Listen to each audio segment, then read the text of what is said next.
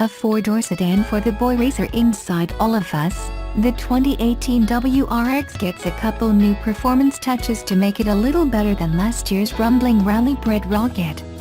The 2018 Subaru WRX isn't as rapid as the wing-rocking WRX STI, but it manages to avoid feeling watered down. It's a respectable and right-priced performance option in its own right. 2018 brings subtle changes, some all but invisible, heated exterior mirrors, and others, like a standard sport design instrument cluster and available performance seats and brakes, that enhance its look and on-road feel. Is the WRX a toned-down STI, or is the STI a hopped-up WRX? I spent 1,100 miles or so in this car, driving to and from the incredible Duncan Imports JDM Paradise in southwestern Virginia, and I can't say for sure. I do know one thing, it's very easy to live with, but still a hoot to push. If me saying that hardly seems like a revolutionary statement, well, remember that this is only a modest model year update. Still, steering and brakes are links ahead of what you're going to get on a standard issue subby, and the 2.0-liter provides adequate power in a distinctive feeling configuration that's good clean fun to rev up and launch. And it won't beat you up, even with the surprisingly comfy Recaros. Can you say the same thing about the WRX STI, which is even sharper, but even harsher, on-road? Depends on your mental age and your tolerance for the occasional bone-rattling bump. But the WRX manages to be a kinder, gentler car that's still a blast to drive on twisting back roads. It doesn't feel like a diluted version, or a compromised form of the car you actually want to get. It's different, not inferior, a well-tempered, if somewhat noisy inside, expressway cruiser that still appreciates the roads less traveled. Fortunately, there are a lot of good mountain roads between Detroit and Virginia, and I took the time to explore a tiny sampling. They're the kind of roads where you can't spend much time glancing at the speedometer or the tachometer, which is just fine because you're not going to be going all that fast and the flat 4-6-speed combo is intuitive enough to make staying on the power a cinch. Looked at another way, this is arguably a purer interpretation of the WRX concept. It's a hopped-up version of a relatively pedestrian civilian-grade sedan, but there are no switches to toggle, no modes to fool around with. Just hop in and go, as mildly or aggressively as you'd like. The WRX STI can be fine-tuned to meet the demands of the moment, but I do like the simplicity of this one, its less aggressive cousin.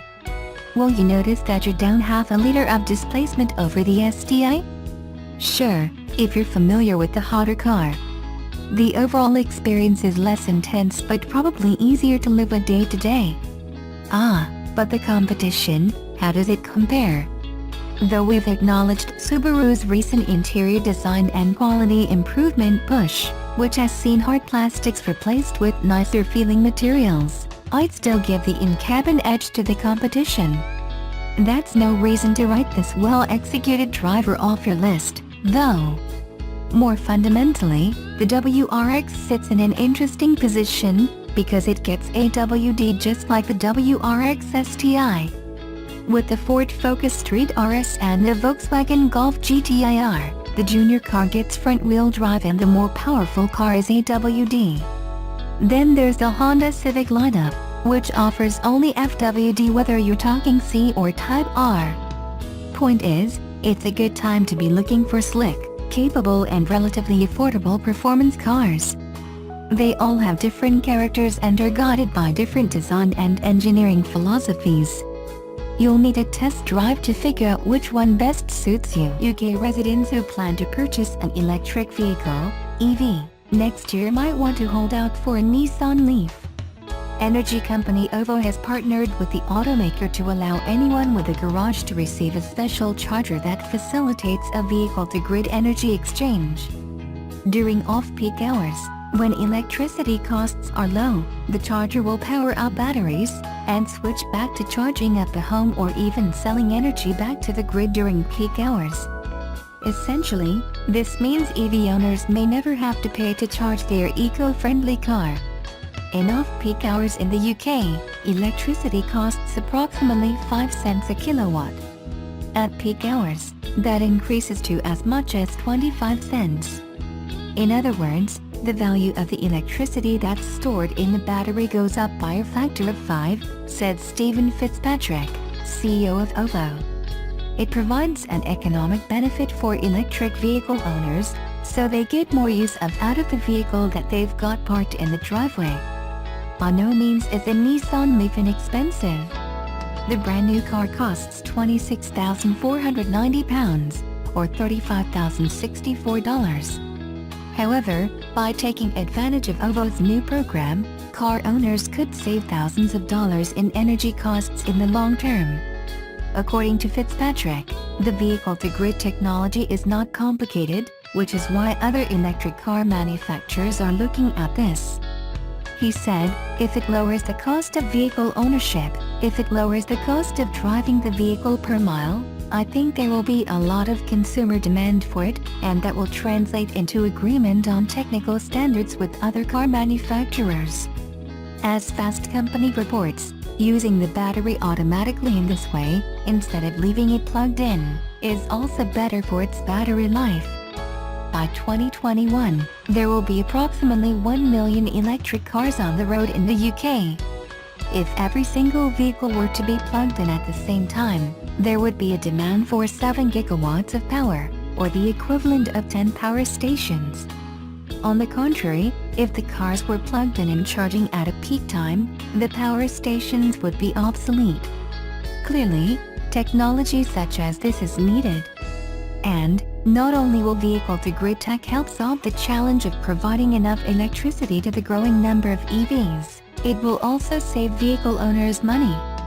The flexible use of car batteries is a perfect complement for renewable generation, said Fitzpatrick.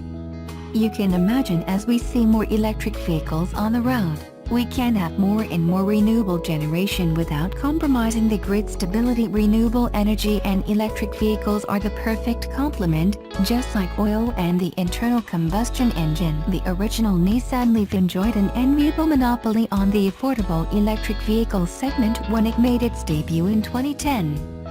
The brand new second-generation model introduced recently is getting catapulted into the same ring, but times have changed and it's no longer the only option on the market for motorists who want to kick their gas habit without breaking the bank.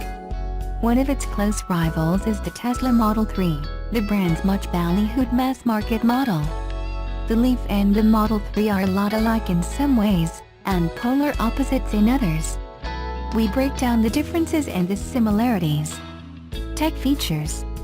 The Leaf ushers in Nissan's ProPilot Assist technology.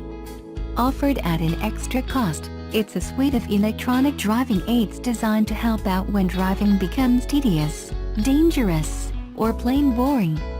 It functions in stop-and-go traffic on single-lane highways, and it's active between 18 and 62 mph. It controls braking, acceleration, and steering. It doesn't turn the Leaf into a fully autonomous car, but Nissan hinted it will add more features to ProPilot Assist in the coming years. Full autonomy is the company's end goal, though it's several years away from becoming a reality. The Model 3 is available with Tesla's autopilot technology as an option. When the right conditions are met, the Model 3 is capable of changing lanes, reading speed limit signs, navigating freeway off-ramps, and even parking all by itself. Autopilot sets buyers back $5,000, so it's not cheap by any means, but it makes the Model 3 considerably more high-tech than the Leaf. Like Nissan, Tesla promises it will roll out full autonomy as soon as engineers, lawmakers, and consumers are finally in sync.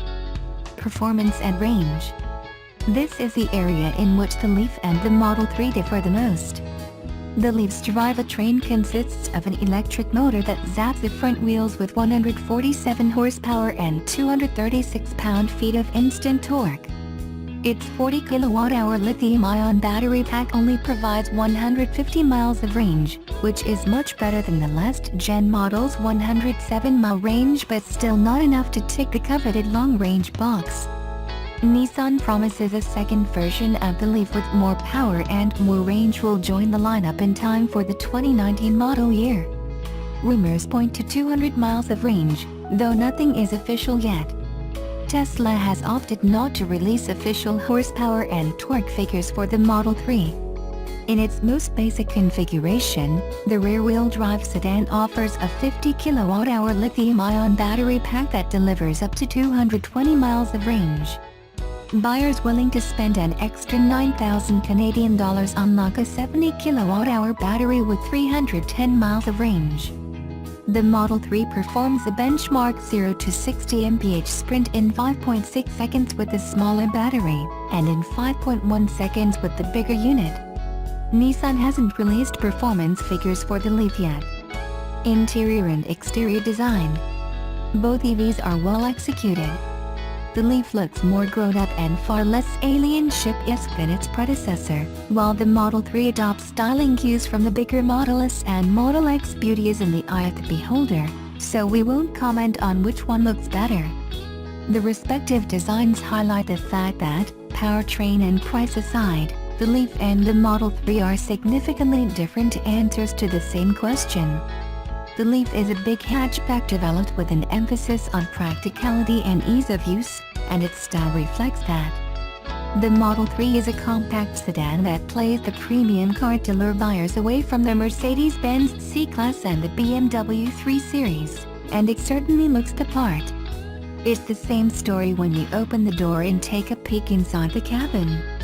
The Leaf has the components you'd expect to find in a non-electric car, including a digital instrument cluster, a 3-spoke steering wheel, a touch screen, and a gear selector. They're all where you'd expect to find them too. The Model 3 takes a fabulously minimalist approach to design with a large, television-like touchscreen that replaces every single button, switch, and gauge. The sloping center console and the chrome highlights add an upscale touch that's lacking in the Leaf, while again highlighting its more upmarket positioning. Pricing and availability. The 2018 Nissan Leaf will arrive in showrooms early next year with a base price of $29,990, a figure that makes it nearly $700 cheaper than its predecessor. That's before incentives from the local and federal government are factored in. Getting one is straightforward: scratch together some cash or a loan, hightail it over to the nearest dealer, and drive home in a new car. There's no need to spend a year, or more, waiting in a virtual line. The Model 3 starts at $35,000 before incentives and options, like the long-range battery pack, are thrown into the equation. Tesla started production of the Model 3 in July, and the first cars are already crisscrossing the nation's roads, though the company admits it's in production hell right now. The company is working through a backlog of orders as it ramps up production, and delivery wait times are getting excruciatingly long. Customers who make a deposit in late 2017 might not receive their car until 2019.